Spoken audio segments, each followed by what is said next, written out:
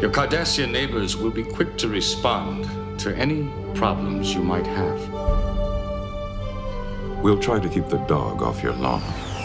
I'm not sure what made Star Trek Deep Space Nine different or especially unique, except for the writing, the acting, the directing, and the producing. DS9 changed the franchise mostly because Paramount took their eyes off of it. If you really want to know the truth, they put a lot of focus on Voyager, which allowed the writers to really do what they wanted to do with our show, which was tell amazing stories. And that's exactly what they did. DS9 had some of the most talented writers, I think, in all of Star Trek. Why does Deep Space Nine still resonate today? Well, I gotta tell you, it was visionary. Ira Stephen Bear got a lot of flack from the studio and from the network to have the audacity to put together a Star Trek series, let alone any series, that had chapters, that were episodes in a saga. They said, really, they can't go anywhere, they're not exploring, they're on a space station? How boring. Well, they brought the universe to them, and the universe had problems being there. Everything had to come to the station to tell the story, so they filled the station with characters, and I think they were given the freedom to really explore a lot of different ideas and characters and conflicts. I think it was different because there was a multi-dimensional lightness and darkness to it.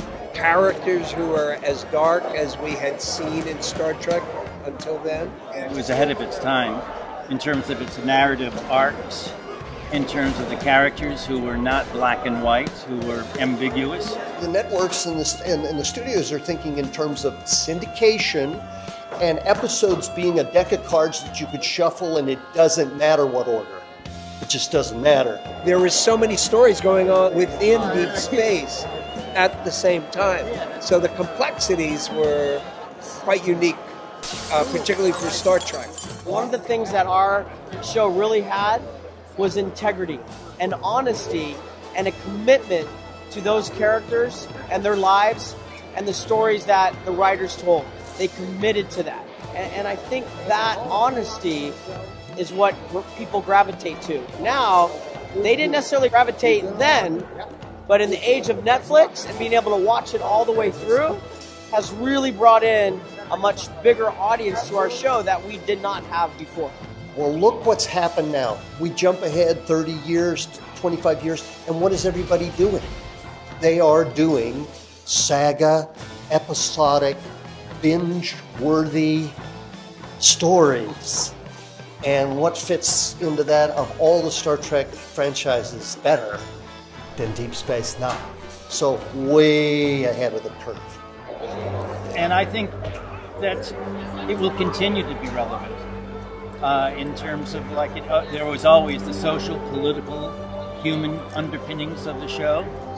So I think for those reasons, it hangs in there. But mainly because of the complexity. This is a more complex world, I think. And a more ambiguous world. Who's good, who's bad. I mean, it's all fucked up. So, anyway, that's this guy's opinion. Relationships, people. You know, that's what our show is really, really about. So, thanks for listening. I don't know if that answers your question, but it's my answer. In the year 2369, in front of the puppets, wormhole is Deep Space Nine, with many species coming out and going in. What the hell is going on? To the Gamma Quadrant with the evil dominion. This isn't the Starfleet you know.